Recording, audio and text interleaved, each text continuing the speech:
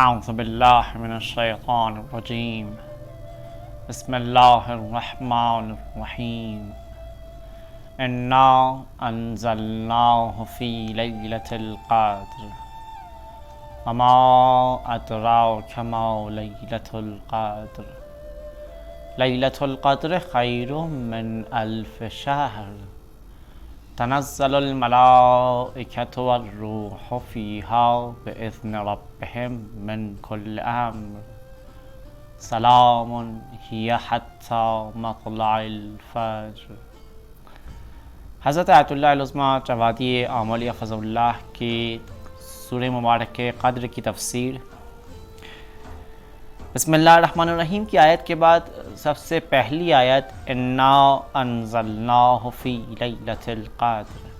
ہم نے قرآن مجید کو لیلۃ القدر میں نازل کیا، اور آپ کی خدمت میں یہ بیان ہو چکا کہ نزول قرآن تجلی کی صورت میں ہے، نہ کہ تجافی کی صورت میں۔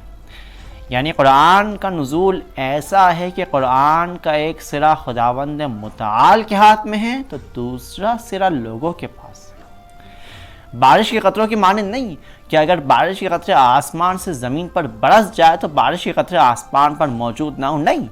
بلکہ قرآن کا نزول ایسا ہے کہ قرآن آسمان پر بھی موجود ہے، زمین پر بھی موجود ہے۔ یہ ایک ایسا حبل متین ہے، یہ ایک ایسی رسی ہے جسے تھام کر مومنین اور مسلمان تفرقے سے بچ سکتے ہیں اور متحد ہو سکتے ہیں۔ قرآن مجید کا ارشاد وَاعْتَصِمُوا بِحَبْلِ اللَّهِ جَمِيعًا وَلَا تَفَرَّقُوا، اور سورہ مبارک زخرف میں اس حبل متین یعنی قرآن مجید کے بارے میں یوں بیان کیا گیا ہے اِنَّا جَعَلْنَاهُ قُرْآنًا عَرَبِيًّا لَعَلَّكُمْ تَعْقِلُونَ وَإِنَّهُ فِي أُمِّ الْكِتَابِ لَدَيْنَا لَعَلِيٌّ حَكِيمٌ۔ اس کتاب کو جسے ہم نے نازل کیا اور اسے عربی مبین قرار دیا، اسے تمہارے سامنے پیش کر دیا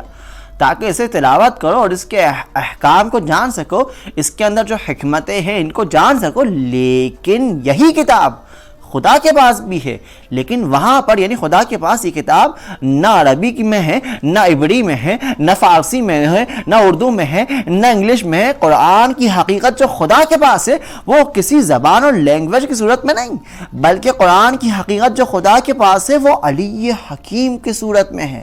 اور اگر کوئی اس بارگاہ الہی پر فائز ہو گیا اور قرآن کو بارگاہ الہی سے جان سکا اور حاصل کر سکا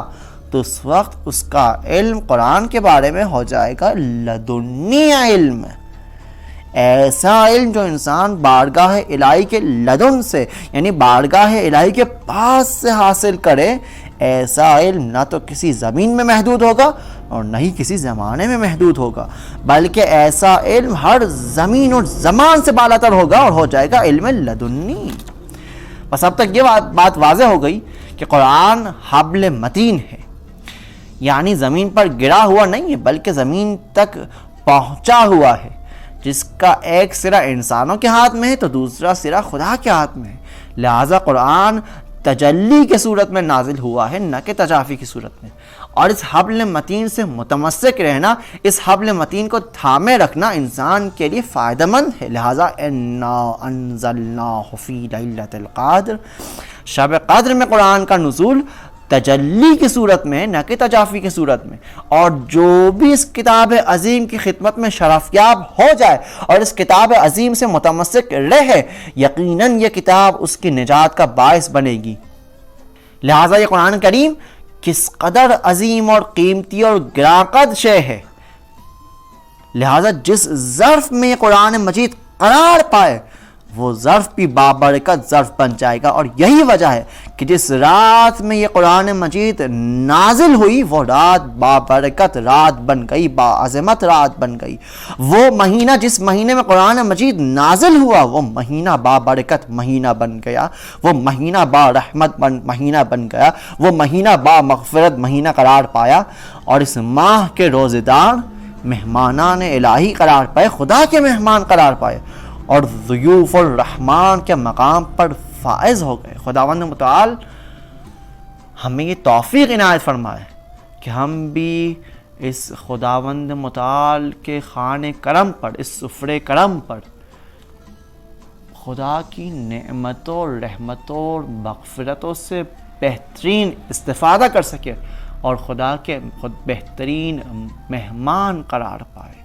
وفقنا اللہ و ایاکم انشاءاللہ۔ السلام علیکم ورحمۃ اللہ وبرکاتہ۔